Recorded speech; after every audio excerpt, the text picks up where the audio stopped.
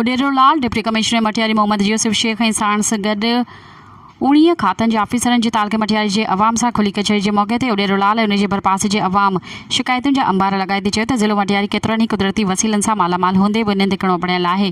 हिते पीअण जे साफ़ पाणी जा 150 आरओ प्लांट ठहियल आहिनि जेके कुझु वक़्तु हलण खां पोइ बंदि थी वञनि, जिन जो सालियानो बजट जिन मंज़ूर थींदी आहे त उहे पैसा केॾांहुं था वञनि। जॾहिं हिते रोडनि जो कमु पिणु अदद में रहियल आहे, वरी हिकु अखि करियो ड्रेनेज सिस्टम न जेको मुकमल नकारा बणियल आहे। जीअं त मौसम खाते पारां बरसात जी अॻकथी करण बावजूद भी ज़िले हुकूमत तरफ़ां ज़ाहिरी त के बि उपाउ न वरिता विया आहिनि। हिते गंदे पाणीअ जे सरकारी खॾनि ते कब्ज़नि थियण कारण खॾूं लटिजी रहियूं आहिनि।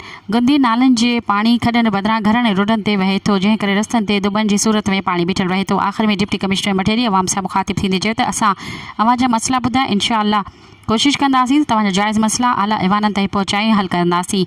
इन खुली कचहरी में डिप्टी कमिश्नर मटियारी सां गॾु 19 खातनि जे ऑफिसरनि समेत MNA मकदूम जमील ज़मा जी कोआर्डिनेटर सैयद मुमताज़ शाह ऐं UC जे केतिरनि ई चेयरमैननि शिरकत कई। मज़ीद ख़बरनि ऐं तफ़सीलात लाइ विज़िट कयो असांजी वेबसाइट www.awamiNewsHD.com ऐं ॾिसंदा रहो अवामी न्यूज़ HD।